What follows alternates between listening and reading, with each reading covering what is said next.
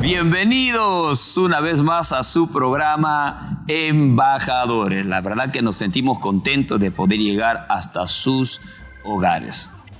Quiero decirles a cada uno de ustedes en esta oportunidad que una experiencia tan terrorífica, monstruosa, espiritual, puede transformarse.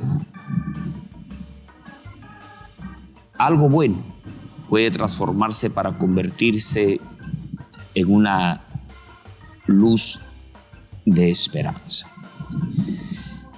Y para esto, en esta oportunidad, tenemos un invitado muy especial que nos va a poder contar cómo estas experiencias amargas, fuertes, espirituales, el Señor lo puede tomar para hacer una nueva criatura, una luz, algo maravilloso de esperanza para muchas personas.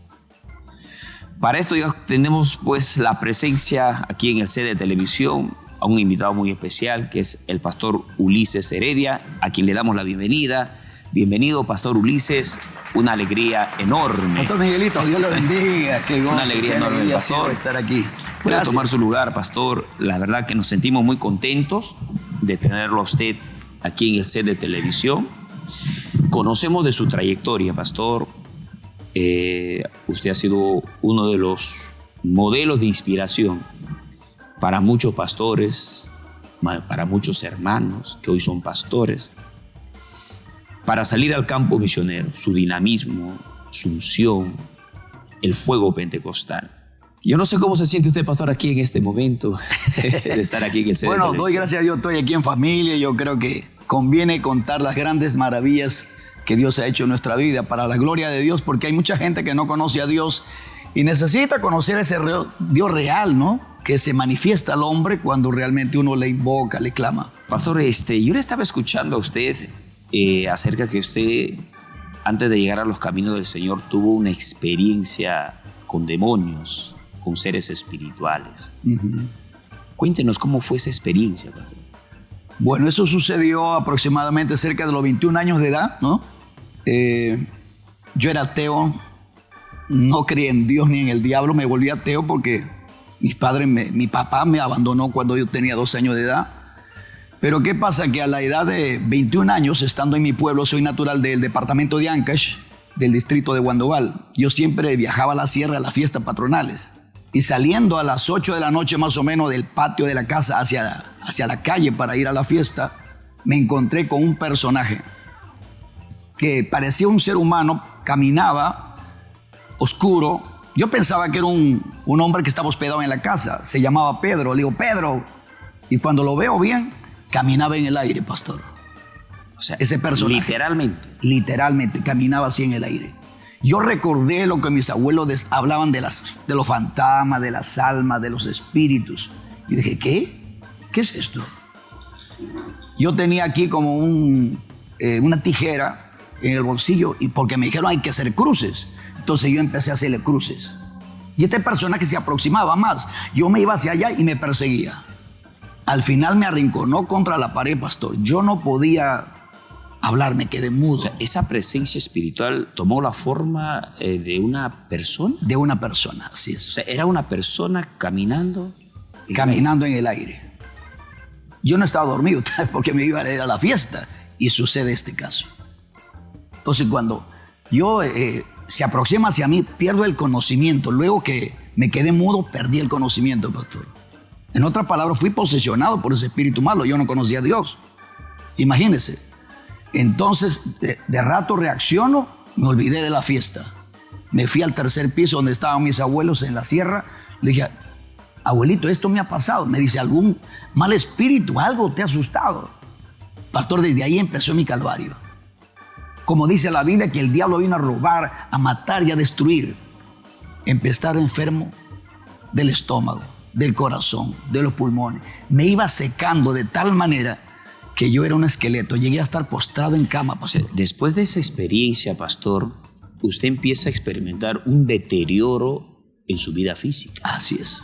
Instantáneo, al día siguiente, progresivamente. Progresivamente. Pero ¿sabe qué? No solamente eso, yo podía ver a los espíritus estando yo postrado en cama y me hablaban. O sea, después de esa experiencia, continuó esas manifestaciones. Continuó. Me quitaban la frazada, me quitaban la sábana y me decían, mátate. ¿Qué haces sufriendo? Mátate. ¿Sentía usted miedo? ¿Algo sucedía dentro de usted? Sí, sentí un cierto temor. Así es. Había miedo. Y es por eso que mi familia me llevaron a médicos, hasta los curanderos al norte me llevaron. ¿Cuántas sesiones de espiritismo he pasado? Y al final me dijeron, te han hecho brujería, tiene 2 meses de vida. Pastor, estaba postrado, era un esqueleto humano. Y cuando te decían estos personajes espirituales del mal, mátate, ¿cómo reaccionabas? Yo no quería morir, pastor. Yo quería vivir, porque cuando uno está lejos de Dios, sinceramente tiene temor a la muerte. Me decían, mátate o lánzate al mar y acaba con todo. Ahora entiendo por qué cuánta gente se mata realmente porque no conoce a Dios. Yo no conocía a Dios. ¿Usted era ateo? Yo era ateo. ¿Por qué tenías miedo a la muerte? Porque había todo algo inseguro, todo era inseguridad, ¿no? Y toda persona natural tiene temor a la muerte porque no hay en quien confiar. Uno confía en sí mismo, pero al verme en esta condición, ¿qué confianza puedo tener en mí mismo? Todo se desboronó. Entonces es necesario creer en algo superior, como Dios, el Todopoderoso. ¿Cuánto tiempo tuvo esa experiencia espiritual? Aproximadamente 1 año que estuve postrado. ¿1 año? 1 año postrado. O sea, usted me está hablando literalmente, pastor, que durante ese lapso de tiempo de 1 año tenía la visitación de demonios. Así es. Hay muchas personas que al tener estas manifestaciones, a veces ponen herrajes de caballo en la puerta, cabezas de toro para ahuyentar estos demonios. No sé si eso es una herramienta que ahuyenta o que trae más demonios. Más bien trae más demonios, pastor. ¿Qué no hemos hecho? Trajeron seguros, me hacían pasar por varas, todo lo que usa el espiritismo, todo eso lo he pasado. Y en verdad que a algunas gentes sucedían milagros en esos lugares que yo iba. Pero a mí me dijeron, usted ha llegado demasiado tarde. Así que con usted no podemos hacer nada. ¿Usted nunca en su vida practicó de algo de espiritismo? No. Nunca. O sea, no, nunca. Y entra el espiritismo a estas prácticas a raíz de la enfermedad que yo tenía. Ahí es. ¿Y en qué momento se libera de toda esta opresión demoníaca? Al ver que hasta los brujos me dijeron que ya no tenía esperanza. Te desahuciaron. Entonces me desahuciaron. Todas las puertas se me cerraron. Y como todas las puertas me cerraron, ahí empecé yo a recordar de lo que hablaba en la Biblia. Porque, ¿sabe, pastor? Yo estando en la universidad, en la agraria, a muchos evangélicos los llevaba a las fiestas. Lo hacía tomar. Lo llevaba a la borrachera. O sea, era un instrumento del mal. Pero esos evangélicos, ¿cómo usted lo calificaría? Bueno, algunos, otros eran firmes en su fe. Pero a los que no llegaban... No, ni hablar, nunca han tenido realmente un nuevo nacimiento, pastor. No hubo convicción. No había convicción en su vida. Entonces, yo tenía un vecino en Chimbote. Ese vecino nunca me predicó, pero su testimonio, pastor, era un hombre amable, atento, bueno, y siempre lo veía leyendo su Biblia. Entonces, al estar postrado en cama, le dije, mamá, por favor, o a mi tía, por favor, pídelo prestado esa Biblia, algo bueno debe tener. Entonces me prestó la Biblia estando en cama. Empecé a leer, pastor. Hay 2 cosas que me impactaron de la Biblia. Primero, que Dios me amaba. Porque como mi padre me abandonó, yo crecí sin amor. Yo no sabía qué es ese abrazo de un papá, que te dé cariño, que te hable palabras bonitas. Nada. Para mí el día del padre, el peor día. Decía, si Dios existiera, ¿dónde está mi padre? Ni lo conozco. En algún momento decir, bueno, el día que yo lo conozco a mi padre, lo voy a matar. Sí, eso pensé estando de adolescente. Porque yo me enteré que era empresario y dije, algún día voy a crecer y lo voy a matar a mi padre. Mi padre llegó a tener 4 mujeres, imagínense. Terrible, ¿no? Pero cuando yo estaba postrado ahí en cama, empecé a leer la Biblia. Y cuando yo leí que Dios me amaba, eso me impactó, pastor. ¿Cómo fue ese encuentro? Porque yo me imagino un ateo recibiendo una Biblia en su mano. Así es. cómo fue ese encuentro, ¿no? Claro, es que todas las puertas se me cerraron, pastor. Como todas las puertas, no había alternativa para mí. Entonces dije, ¿por qué no leo la Biblia? Los cristianos hablan de eso, de que hay un Dios. Porque mi tía, siendo inconversa, antes que pida prestado la Biblia, mi tía siendo inconversa, ¿sabe lo que me dijo? ¿Por qué no clamas a Dios? Me dijo. Siendo inconversa, he escuchado de un hombre canceroso que se fue al desierto y Dios lo sanó. Dije, ¿por qué no hago yo eso? ¿Ah? Y ahí empecé a clamarlo. Y sobre todo cuando yo leí, encontré que Dios me amaba. Pero no solamente eso. Otro impacto grande de parte de Dios, ¿sabe qué? Encontré que Cristo estaba vivo. Eso lo estaba descubriendo en la Biblia, ahí, mientras que leía. Porque de niño, como mi familia era la familia más religiosa de Guandoval, todos deben conocer, la familia Heredia, teníamos la patrona del pueblo en la casa de nosotros. De ahí salía la procesión para todo el pueblo. Así que imagínense, así que desde niño yo veía pues a un Cristo sangrante que lo pasan por todo, en procesión todo el pueblo. Y ahora que me habla la Biblia de un Cristo que ha resucitado. Entonces digo, en algún lugar debe estar. Yo sé que si lo invoco me puede oír. Fue ahí que empecé a invocarlo, pastor.